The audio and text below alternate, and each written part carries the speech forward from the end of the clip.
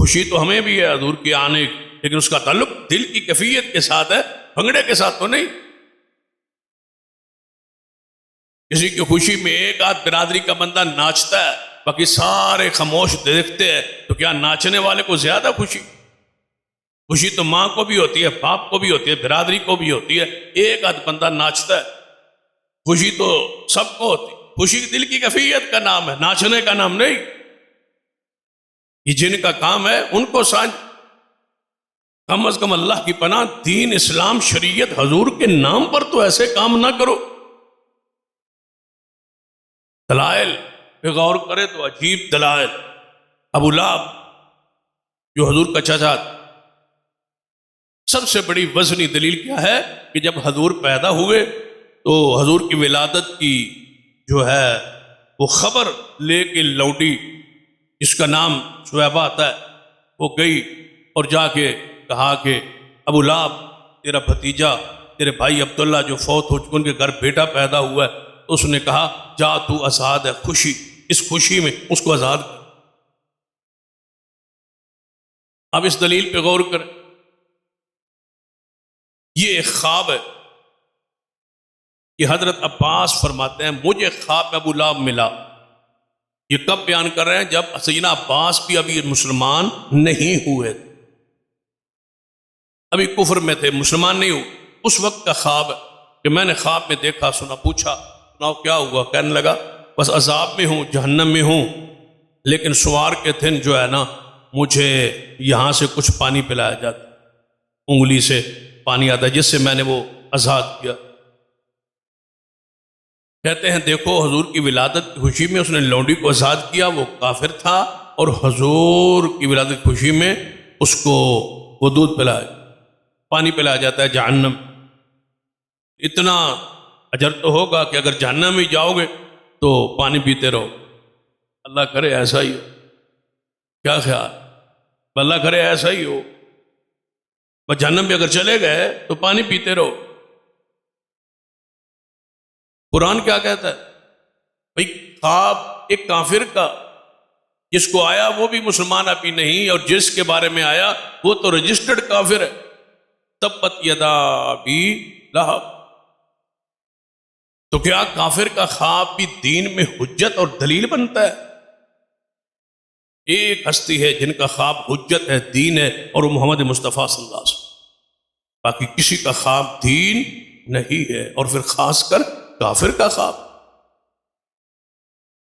اور کافر کے بارے میں خواب۔ لیکن میں آپ سے پوچھتا ہوں کہ اس نے لونڈی آزاد کی ابو لہب کب؟ جب حضور پیدا ہو، اسی وقت خبر آئی، تو ایک فطری امر ہے، خوشی ہے۔ آج بھی اگر کسی کی بچہ پیدا ہو، وہ کسی کو اطلاع کرنے جائے تو وہ کوئی نہ کوئی چیز آگے سے، کوئی چادر، کوئی کپڑا، کوئی پیسہ، کوئی مبارک، کوئی مٹھائی، کوئی چیز دیتے ہیں۔ یہ خوشی کا اظہار ہے کہ یہ فلاں ہمارے برادری کے گھر بچہ پیدا ہوا ہے، یہ بندہ آیا ہے خبر لے کے، خوشی۔ ایسا ہوتا ہے، آج بھی ہوتا ہے۔ بھئی ابو لہب نے اگر مان لیا جائے کہ آزاد کی ہے، اگرچہ روایت ثابت نہیں ہے، لیکن مان لیا جائے کہ کی ہے، بھئی چلو کی ہے، اب آگے حضور کی ولادت کی خوشی، بھتیجے کی خوشی میں اس نے لونڈی کو آزاد۔ مجھے بتاؤ اس کے بعد ابو لہب کتنے سال زندہ رہا؟ 40 سال۔ حضور نے نبوت کا 40 سال بعد اعلان کیا ہے، جب حضور بحیثیت رسول مبعوث ہوئے، ابو لہب اس وقت بھی زندہ تھا اور مخالفت کرتا رہا، حضور گستاخی کرتا رہا، توہین کرتا رہا۔ یہ 40 سالہ عرصہ جو ہے درمیان میں ولادت سے نبوت تک، اس 40 سال عرصے میں انہوں نے ہر سال لونڈی آزاد کی؟ نہیں۔ ہر سال وہ جشن کرتا تھا؟ نہیں۔ فطری امر اور ہے، دین اور ہے۔ چچے کو خوشی ملی، یا تو آزاد، اس کو آزاد کر دیا، بھئی ہر سال وہ لونڈی آزاد کرتا رہا؟ نہیں۔ حضور نے کبھی خود ذکر کیا کہ یہ میرا چاچا ہے، اس کو اس وجہ سے ہلکا عذاب ہوگا؟ نہیں۔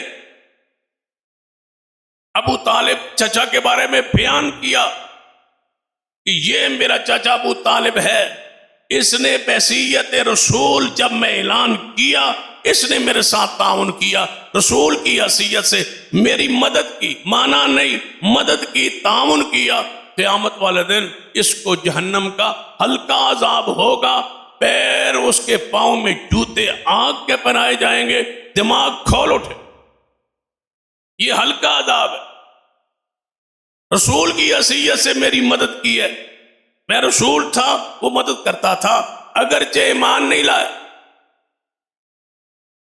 پہلے ایمان تھا پھر مدد تھی، لَتُؤْمِنُنَّ بِهِ وَلَتَنْصُرُنَّ، پہلے ایمان پھر مدد، اس نے ایمان نہیں صرف مدد کی، اس کو صلہ یہ ملے گا کہ جہنم کا ہلکا عذاب ہوگا۔ ابو لہب کے بارے میں کوئی ایسی خبر ہوتی تو اللہ کی قسم خود رسول اللہ بیان، انگلی سے پانی، تو قرآن کہہ کے رد نہیں کرتی ایسی خوابوں کا۔ تبت یدا ابی لہب، ابو لہب کے دونوں ہاتھ ہلاک ہو جائے۔ دونوں ہاتھ کتنی انگلیوں سے بنتے ہیں؟ 10 انگلیوں، یہ پورا یہ ہاتھ، اگر ایک انگلی اس میں شمار کو محفوظ ہوتی تو حدیث میں استثناء ہوتا کہ سارا ہاتھ تباہ ہو ایک انگلی کے سوا، سارا ہاتھ جہنم میں ہو سوائے ایک انگلی، ایسا نہیں ہو۔ ایسی مثالیں قرآن میں حدیث میں موجود ہے، استثناء ہوتا ہے۔ یہ چیز ہے سوائے، حضور نے کئی مرتبہ ایسی چیزیں بیان کی ہے، سارے مردار حرام ہے سوائے تریاک، وہاں مچھلی حلال ہے، حضور نے استثناء کر، ایسی کئی مثالیں موجود۔ جب ایسی نہیں ہے تو پھر مان لیجئے کہ دونوں ہاتھ تباہ ہیں، برباد ہے، دونوں ہاتھ جہنم میں، اس کی کمائی ما اغنی عنہ مالہ وما کسب، جو کچھ کیا اچھا برا جو کچھ کیا اس کی کمائی، اس کے ہاتھ اس کو فائدہ نہیں دے۔ رب کہتا ہے فائدہ نہیں دے گی، تسی انگلی بھی جو پانی آندے، لیکن اگر اس نے آزاد کیا ہے ایک مرتبہ، ہر سال تو نہیں کیا۔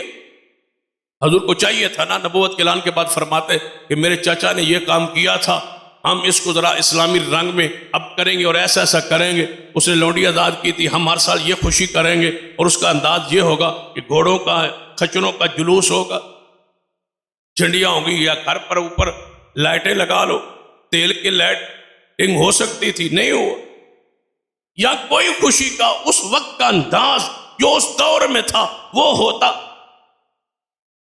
دلیل کیا ہے؟ سرور کائنات محمد رسول اللہ صلی اللہ علیہ وسلم جب مدینہ طیبہ تشریف لائے، مکہ سے ہجرت کر کے مدینہ آئے، جو صحابہ کرام باہر نکلے، انصار مدینے والے لوگ باہر نکلے، بچے نکلے، عورتیں مرد سارے نکلے کہ حضور آ رہے، مرد اور سارے باہر، حضور آ رہے، حضور آئے، استقبال ہوا، حضور کو لے آئے واپس مدینہ، کہنے ویکھ لو جی، مرد بھی نے، عورتیں نے، بچے بھی نے، تے سارے حضور تے استقبال باہر بھی نے، جلوس تے ثابت ہو گیا نا۔ پھر صرف اتنا سمجھ لو کہ جس دن یہ عورتیں مرد حضور کے استقبال کی باہر نکلے تھے، آیات پردہ آ گئی تھی، حضور تو مکہ سے ہجرت کر کے مدینہ آ رہے ہیں، آیت پردہ تو مدینہ میں آئی ہے۔ بات کبھی آپ نے سوچا ہے کہ جب حضور کے استقبال کے لیے صحابہ باہر نکلے، اگر آج، پھر سن لو، اگر آج حضور نے آنا ہو، تشریف لانا ہو پاکستان میں، بتاؤ کوئی دنیا کا، پورے ملک کا کوئی بچہ، مرد، عورت گھر میں رہے گا یا حضور کے پاس استقبال کے لیے جائے؟ حضور آئیں، استقبال کے لیے نکلنا ثواب نہیں ہے، عبادت ہے۔ حضور آئیں تو صحیح، تشریف لائیں تو صحیح۔ اچھا مجھے بتاؤ کہ اس شہر میں جتنے لوگ باہر جلوس میں 12 ربیع الاول کو نکلتے ہیں، کیا اس مسلک کے، منہج کے، جو بریلوی مسلک سے تعلق رکھتے ہیں، سارے نکل جاتے ہیں؟ سارے تو نہیں نکلتے، ان کی آبادی کا میرے خیال میں تو 5% بھی بندے باہر نہیں ہوتے، تو جو نہیں نکلتا وہ تو ابلیس ہے۔ اس کا مطلب ہے کچھ ابلیس تو تمہارے گھر میں بھی ہے، سارے تو نہیں نہ نکلے، 5% بھی نہیں نکلا، تو جو نہیں جاتا وہ تو ابلیس ہے۔ مدینے میں کوئی رہ گیا تھا پیچھے، مدینہ تو سارا نکل آیا تھا. اور پھر اگلے سال پھر اگلی بات پہ غور کرے. بندہ سوچتا ہے کہ یہ بندہ کیا کہہ رہا ہے, کہاں سے ڈنڈی مار رہا ہے. بھائی نکلے صحابہ, بالکل گئے, استقبال کیا, واپس لے. اگلے سال پھر وہی دن آیا جس سال پچھلے دن حضور سال تشریف لائے تھے اور صحابہ باہر نکلے تھے. پچھلے سال پھر نکلے ہوں گے, اگلے سال پھر نکلے ہوں گے. وہ پچھلے سال اسی نکلے آسے تھے, ہن بھی نکلنا ہے. پھر دوسرے سال, پھر تیسرے سال, کیا 10 سال حضور مدینے میں رہے. ہر سال وہ دن مناتے رہے جو ہجرت کا دن تھا, مدینے کی آمد کا دن تھا. ہر سال بطور یاد بار جاتے ہوں گے, اندر آتے ہوں گے, کوئی دلیل نہیں ہے. تو جب حضور کے صحابہ اگلے سال نہیں نکلے تو ہم 1400 سال بعد کیوں شروع کر دیا ہے؟